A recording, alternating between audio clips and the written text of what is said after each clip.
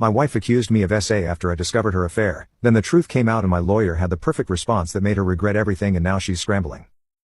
I need to get this story off my chest and maybe help others who find themselves in similar situations. What happened to me was beyond devastating. It wasn't just about discovering my wife's infidelity, but about facing false accusations that could have ruined my entire life. It all started 3 months ago when I began noticing subtle but concerning changes in my wife Sarah's behavior. Looking back now, I should have seen the signs sooner, but love has a way of blinding us to the obvious. We'd been together since college, 4 years of dating and 6 years of marriage that I thought were filled with mutual trust and respect. Sarah was always the more outgoing one between us, the life of every party, while I was content being the steady, reliable one. Maybe that should have been my first clue that things weren't as perfect as I believed. We'd been married for 6 years, and I thought we had a solid relationship. She started working late more often, being protective of her phone, and growing distant. The classic signs were there, but I didn't want to believe it. One evening, while Sarah was supposedly at a work dinner, I received a call from my friend Mike who saw her at a restaurant across town, with another man. They were clearly more than just colleagues based on how intimate they appeared. My heart sank, but I needed concrete proof before confronting her. Over the next week, I carefully documented everything while trying to maintain a facade of normalcy at home. Each late night was noted in a digital journal, along with screenshots of mysterious text messages that would pop up on her phone at odd hours. I tracked unexplained expenses, fancy restaurant charges in parts of town where she claimed to never go, hotel bookings disguised as business meetings, and new clothing that I never saw her wear at home. The final straw came when I noticed a significant withdrawal from our joint savings account, money we'd been setting aside for a down payment on our dream house. That's when I made the difficult decision to hire Mark Stevens, a highly recommended private investigator. The cost wasn't insignificant, but I needed to know the truth. Mark's report came 3 days later, complete with timestamped photos and video evidence that confirmed my worst fears. Sarah had been having an affair with her co-worker David for the past 4 months. The details were gut-wrenching. They'd been meeting 3 times a week at a boutique hotel downtown, using lunch breaks and fabricated client meetings as cover. David, I learned, was married too, with 2 young children at home. When I finally confronted her with the evidence, I expected denial, tears, maybe even remorse. Instead, what happened next changed my life forever. Sarah's face transformed from shock to something calculated and cold. She told me that if I tried to divorce her or tell anyone about the affair, she would accuse me of something horrible. I didn't take her threat seriously at first, that was my mistake. The very next day, I was contacted by the police. Sarah had filed a report claiming I had assaulted her multiple times during our marriage. I was absolutely stunned. Not only were these accusations completely false, but they also could destroy everything I'd worked for, my career as a teacher, my reputation, everything. My hands were shaking as I called the best lawyer I could find, James Anderson. Thank goodness I did, because what he told me probably saved my life. Document everything. Don't delete any messages. Don't contact her. And most importantly, don't leave your house, she's trying to get you to run. The next few weeks were an absolute nightmare that tested every ounce of my strength and sanity. Sarah's accusations spread through our social circle like wildfire, carefully crafted to make her appear as the long-suffering victim who had finally found the courage to speak out. She had apparently been preparing for this, laying groundwork with subtle hints to friends over the past months about being afraid and walking on eggshells at home. Our tight-knit neighborhood community, where we'd hosted countless barbecues and holiday parties, suddenly became hostile territory. People who had been at our dinner table just weeks ago now crossed the street to avoid me. Anonymous notes appeared in our mailbox, some expressing support for Sarah, others containing threats and warnings. One morning, I woke up to find someone had spray-painted a horrible word on my car. Some friends immediately took her side without even hearing my version. My principal called me in for a meeting. Someone had forwarded Sarah's social media posts to the school board. Following protocol, I was placed on administrative leave pending investigation. But James proved to be more than just a lawyer. He became my strategist and voice of reason when I felt like I was losing my mind. His methodical approach to building our defense was brilliant. First, he had me gather months of security footage from our apartment building, which clearly showed Sarah coming and going freely during the time she claimed she was trapped at home. The timestamps were crucial, showing her cheerfully walking out in workout gear or evening attire at the exact time she later claimed she was being held against her will. James also hired a digital forensics expert who recovered deleted messages and location data from our shared cloud account, something Sarah had forgotten existed. The data painted a clear picture of her movements, completely contradicting her official statement to the police. Most damning were her location pins at the hotel during times she claimed to be hiding from my rage at her sister's house. He subpoenaed her phone records and text messages, including deleted ones, which showed her coordinating with David to fabricate stories. Most importantly, he found her online search history with queries like how to fake abuse evidence and false allegations in divorce. The turning point in this nightmare came when Sarah's best friend Lisa came forward, though her decision to help wasn't immediate. Lisa later told me she had spent weeks wrestling with her conscience. She had discovered Sarah's detailed journal outlining the entire revenge plan after Sarah had carelessly left it at Lisa's house during one of their regular coffee meetings. Lisa had been holding on to screenshots of conversations where Sarah had bragged about manipulating mutual friends and planning her false allegations. The messages were chilling in their calculation. Sarah had researched similar cases online, studying what evidence had worked best and what mistakes to avoid. She had even started taking acting classes 3 months before, supposedly for self-improvement, but actually to practice appearing traumatized and fearful in public. Apparently, Sarah had confided in her about the affair months ago and recently asked for help constructing the abuse allegations. Lisa had refused and kept messages where Sarah admitted it was all a lie to make him pay for discovering her affair. When presented with the mountain of evidence, Sarah's carefully constructed facade finally crumbled. It happened during a meeting with both our lawyers present, a meeting I'll never forget. She walked in wearing her practice victim expression, but as James methodically presented piece after piece of evidence, I watched her composure crack like thin ice. Her hands started shaking when he showed the hotel receipts. She burst into tears at the recovered text messages. But it was Lisa's evidence that finally broke her completely. The confession that followed was both vindicating and heartbreaking. Sarah admitted not just to the affair and false allegations, but to orchestrating a months-long campaign to isolate me from our friends and family. She had systematically planted seeds of doubt about my character, using her natural charm and social connections to turn people against me before I even knew what was happening. When asked why, her answer was simple but chilling: I couldn't let him tell everyone about my affair. I had to discredit him first. The police dropped their investigation, and my school reinstated me with a formal apology. Within 2 months of Lisa coming forward, the divorce proceedings were concluded.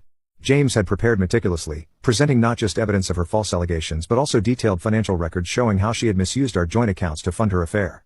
The judge, a stern woman in her 60s, listened to everything with an increasingly troubled expression. When she delivered her ruling, her words were sharp and clear: the court has rarely seen such a calculated attempt to destroy someone's life. Part 2. My wife accused me of SA after I discovered her affair, then the truth came out and my lawyer had the perfect response that made her regret everything, and now she's scrambling. Sarah not only lost any claim to alimony but was also ordered to repay the money she had spent on hotels and gifts for David. The judge also mandated that she undergo psychological evaluation and counseling. David's wife Susan, a pediatric nurse who had initially believed Sarah's accusations against me, filed for divorce within weeks. Their company's HR department launched an investigation that revealed they had misused company resources and lied about business trips. Both were terminated, their professional reputations in tatters. My lawyer's final move showcased why his reputation for strategic thinking was well deserved. He had documented every social media post, every rumor, and every accusation Sarah had spread. Rather than pursue lengthy defamation lawsuits, he presented her with a choice: either face multiple civil suits that would drag on for years and cost her everything, or post comprehensive public apologies on every platform where she had maligned me. The apologies had to follow a specific format, acknowledging not just the affair but detailing how she had deliberately fabricated accusations and manipulated friends and family. She had to admit to her search history showing premeditation, her collaboration with David to create false alibis, and her attempts to corrupt the legal system with false police reports. Most importantly, she had to absolve me completely of any wrongdoing and acknowledge the harm she had caused to real victims of abuse by making false allegations. It's been 6 months since everything happened. The divorce is finalized, and I'm slowly rebuilding my life. Some friends who initially doubted me have apologized, though those relationships will never be the same. My students' parents organized a support rally when I returned to teaching, which meant more to me than they'll ever know. Sarah occasionally tries to contact me through mutual friends, claiming she's changed and realizes what she lost. But as my lawyer James says, the best revenge is living well. I'm focusing on healing and moving forward. I've started therapy to deal with the trauma of facing false accusations, and I'm even thinking about writing a book to help other innocent people who find themselves in similar situations. This harrowing experience taught me several valuable lessons about human nature and resilience. I learned that sometimes the person you trust most in the world can become a stranger overnight, but also that unexpected allies can emerge from the darkness to stand for truth. I discovered that my own strength went far deeper than I ever imagined. Even on days when getting out of bed felt impossible, something inside pushed me to keep fighting. The experience also taught me about the complexity of truth and lies in our modern world. Social media can amplify false narratives at lightning speed, but it can also preserve the digital breadcrumbs that lead to the truth. I learned the importance of having not just good character witnesses, but also hard evidence, dates, times, locations, and documentation that can stand up to scrutiny. First, trust your instincts. If something feels wrong, it probably is. Second, document everything. You never know when you'll need proof. Third, get the best legal representation you can afford immediately. And finally, don't let someone else's betrayal destroy your faith in humanity. There are still good people out there who will stand by the truth. Update: 1 year later, the transformation in my life has been remarkable. The book project started as a form of therapy, just me typing away late at night, trying to make sense of everything that had happened. But when I shared some chapters with my support group, they encouraged me to expand it into a full resource for others facing false allegations. Working with a publisher who specializes in legal memoirs, we've created not just my story but a comprehensive guide including legal strategies, documentation techniques, and mental health resources. The process of writing forced me to confront every painful detail, but it also helped me recognize the strength I never knew I had. Each chapter was like lancing a wound, letting the poison out so real healing could begin. My editor, a survivor of similar false allegations, helped me strike the right balance between raw honesty and practical advice. Sarah's charges for filing false reports resulted in community service and mandatory counseling. 6 months after the divorce was finalized, Lisa and I began meeting for coffee to process everything that had happened. Our friendship developed slowly and naturally, built on a foundation of shared experiences and mutual respect. We would sit for hours in a quiet corner of a local cafe, talking about everything and nothing. She understood my triggers and anxieties because she had witnessed their creation. I appreciated her honesty and courage because I had seen both tested under extreme pressure. When our friendship began shifting towards something more, we both approached it with caution and transparency. Lisa suggested we meet with my therapist together to ensure we were building something healthy, not just trauma bonding. Her thoughtfulness in this and so many other ways showed me what real love and respect look like. We're taking things very slowly, but it's nice to be with someone who values honesty and stood up for the truth even when it was difficult. My school district now uses my case as part of their training on how to handle allegations properly, investigating thoroughly while protecting both the accused and the accuser's rights. I've started speaking at legal seminars about the importance of due process and the devastating impact of false allegations. David and Sarah apparently tried to continue their relationship after everything fell apart, but it didn't last 2 months once they had to face reality instead of sneaking around. Last I heard, she's moved to another state to start fresh. Her family, who initially believed her accusations, have since apologized to me and cut contact with her until she gets professional help. The support group I joined for survivors of false allegations has become like a second family. We're working on creating a non-profit organization to provide legal resources and emotional support to others in similar situations. James, my lawyer, has agreed to be on the advisory board. Looking back, I realized that while this experience was traumatic, it showed me who my true friends are and gave me a new purpose in life. To anyone facing false allegations, document everything, get good legal help, and don't lose hope. The truth has a way of coming out, even if it takes time. Final update, 3 years have passed since the original incident, and I'm happy to report that life has completely turned around. Lisa and I got married last spring in a small ceremony surrounded by true friends and family. My book became a bestseller and has helped countless others navigate similar situations. Starting with monthly support group meetings in a borrowed church basement, Truth Prevails grew steadily over 2 years to become a nationally recognized advocacy organization. In our first year, we helped 20 people fight false allegations.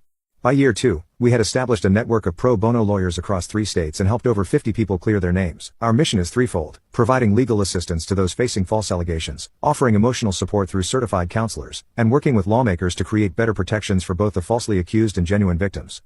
James not only joined our advisory board but has assembled a network of lawyers across the country willing to take on cases pro bono.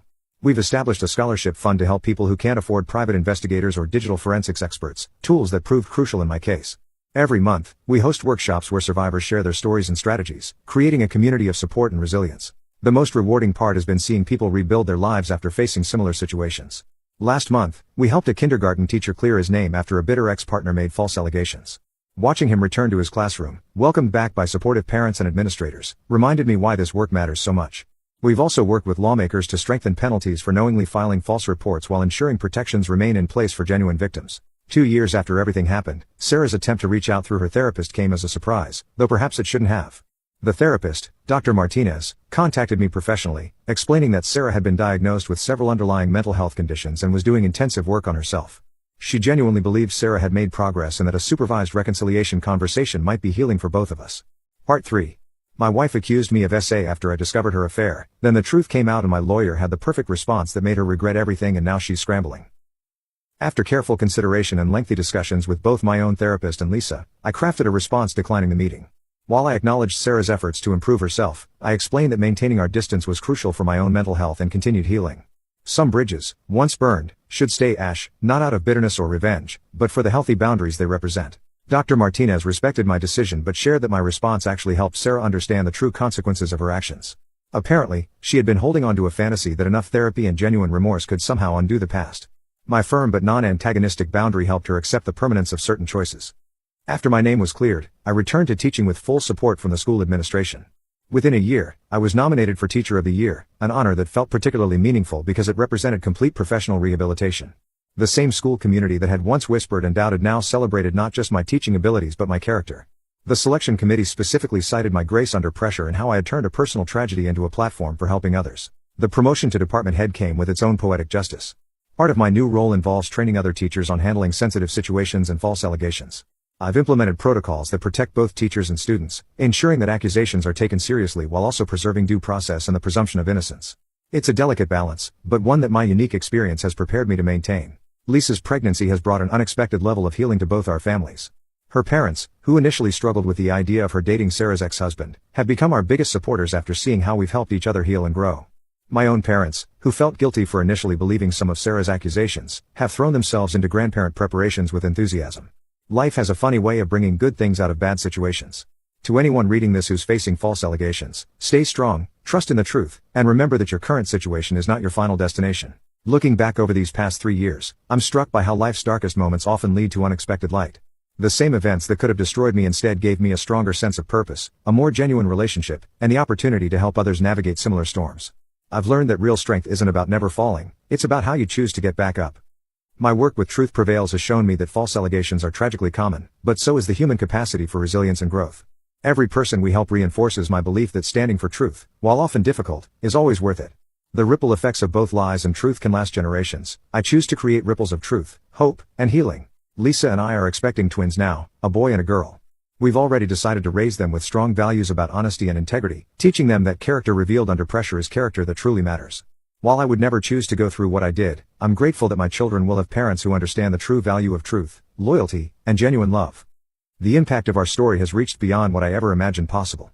Publishers from several countries have contacted us about translating the book into different languages, recognizing that false allegations and their devastating consequences know no borders. We're working with translators to ensure the legal resources section is adapted for each country's specific laws and systems. The documentary project that's in development feels like another surreal chapter in this journey. When the production company first approached us, I was hesitant. The idea of reliving everything on camera seemed daunting. But Lisa helped me see it as another way to reach people who might need our help. The producers have been incredibly sensitive, focusing not just on the false allegations but on the broader themes of resilience, redemption, and the importance of supporting real victims by standing against false accusations. 2 years after helping me clear my name, James announced his plan to retire from private practice to work full-time with Truth Prevails starting next year. He's developing a comprehensive training program for lawyers handling false allegation cases, incorporating everything he learned from my case and dozens of others he's taken on since then. His dedication to this cause continues to amaze me. He often says that helping clear my name gave him a new purpose in his legal career. What's been particularly meaningful is seeing how our work has influenced policy changes. 3 states have already passed what they're calling truth in allegations laws, which increase penalties for provably false accusations while maintaining protections for genuine victims. We've been invited to testify before state legislatures, sharing our story and the stories of others we've helped. The goal isn't to discourage real victims from coming forward, but to create a system that better serves justice for everyone. At our 3-year anniversary dinner last week, we received news that took us completely by surprise. Lisa's pregnancy checkup had revealed we're actually expecting triplets, not twins as initially thought. The 3rd baby had been hiding behind their siblings in previous scans. It feels like a metaphor for life itself. Sometimes the biggest blessings come as complete surprises. We're alternating between excitement and panic, but mostly just feeling incredibly grateful. Our families have rallied around us in ways that heal old wounds. My parents, who still carry guilt about initially doubting me, have purchased the house next door to help with the babies. Lisa's parents are moving closer too. The support network we're building isn't just about practical help, it's about creating the kind of loving, truthful environment we want our children to grow up in. The support group has evolved into something beautiful too. What started as a handful of people sharing their pain has become a powerful community of survivors helping each other rebuild. We meet monthly, and the transformations I witness never cease to inspire me. People who first came to us broken and doubting themselves leave standing tall, ready to reclaim their lives and help others do the same. In the 3rd year after everything happened, David reached out through his lawyer. After losing his job and marriage, he had completed rehabilitation programs for anger management and relationship addiction. While I appreciated his desire to make amends, I maintained the boundary of no direct contact. However, I did agree to let him make a substantial donation to Truth Prevails Legal Defense Fund, money that will help others fight false allegations. Sometimes, the best way to make amends is to help prevent others from suffering similar pain. As I write this final update, sitting in what will soon be our nursery, I'm struck by how life's greatest trials often lead to its greatest gifts. Lisa is napping in the next room, our triplets growing stronger every day.